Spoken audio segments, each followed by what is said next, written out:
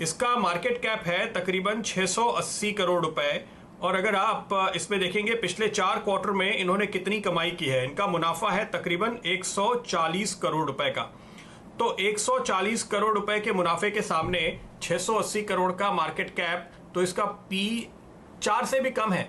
इस तरह के वैल्यूएशन पर आपको इस समय ये स्टॉक मिल रहा है, तो जाहिर है कि आपको यहां पर इस मौके का फायदा जरूर उठाना चाहिए। अच्छा, एक और खास बात देखिए, ये पेपर के साथ पेपर बोर्ड भी बनाते हैं, और पेपर बोर्ड का जो कारोबार है वो जाहिर तौर पे पैकेजिंग के लिए बहुत ज्यादा इस्तेमाल किया जाता है। और आपने हाल के दिनों में जो एक पूरी प्रक्रिया देखी है प्लास्टिक के सब्स्टिट्यूशन की, उसके चलते इन सारी कंपनियों के नतीजे बहुत बेहतर होने शुरू हो गए हैं। मैं आपको सिर्फ इसी कंपनी का उदाहरण देता हूं। अब देखिए पिछले 4 क्वार्टर और उसका मुकाबला आप कीजिए इसके पहले के 4 क्वार्टर में, तो आपको नजर आएगा कि 3 साल पहले तो ये कंपनी लॉस में आई थी। पिछले साल यानी वित्त वर्ष 2019 में इसने 90 करोड़ का मुनाफा दिया, और अगर आप पिछले 4 क्वार्टर का मुनाफा जोड़ देते हैं तो वो आता है 140 करोड़ रुपए। तो लगातार 13% वाली मार्जिन, पहले 16 फिर 19। क्यों? क्योंकि कैपेसिटी का ज्यादा इस्तेमाल हो रहा है, क्योंकि रियलाइजेशन ज्यादा बेहतर हो रहा है, क्योंकि डिमांड आपको बढ़ती हुई नजर आ रही है।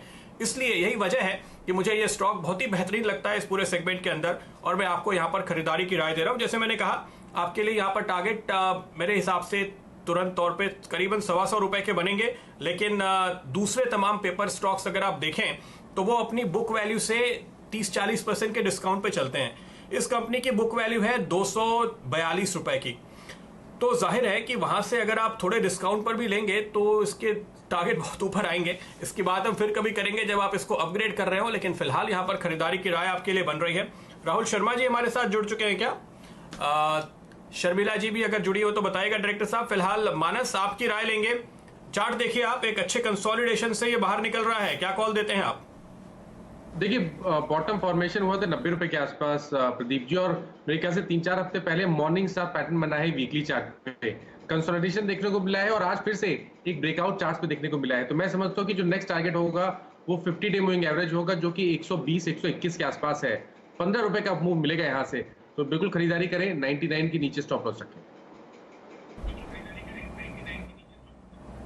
99 रुपए के नीचे स्टॉप लॉस लेकर आपको चलना चाहिए। शर्मिला जी आपकी क्या राय बनती है? देखिए बहुत ही शानदार वैल्यूएशन पे आपको मिल रहा है, इसीलिए आज जेके पेपर जैसे एक मैनेजमेंट ने तय किया कि वो बायबैक करना चाहते हैं, क्योंकि जिस तरह के डिस्काउंटिंग पे ये पेपर्स, ये सारे स्टॉक चल रहे हैं, और अगर आप टीएनपीएल का वैल्यूएशन देखेंगे तो वो जेके पेपर के मुकाबले में भी आपको बहुत कम नजर आएगा।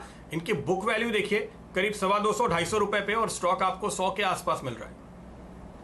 बिल्कुल आई थिंक कि मैं 2 चीजों पे फोकस करूंगी जिसका जिक्र आपने किया। एक तो जो पेपर बोर्ड बनाने वाला जो चीज है उसका हम देखेंगे कि इसके मल्टीपल यूजेस अब निकलेंगे, और जो एक प्लास्टिक पर रोक लगाने की बात है, आई थिंक इस चीज को भी वंस इट्स टेकन फॉरवर्ड, और हम देख ही रहे हैं कि किस तरह से ये दौरान भी डिलीवरीज बढ़ गई है, and all those deliveries are really अब पेपर पार्सल्स में आ रहे हैं, सब्जियां भी पेपर में आ रही है। So I think paper is finding uses other than newsprint, because I think definitely इस दौरान newsprint has been sort of newspapers are not getting delivered, but I don't think you should focus on that aspect. I think the uses of paperboard जिस तरह से बढ़ रहे हैं और जिस प्राइस पर ये स्टॉक मिल रहा है, that's what makes the stock attractive.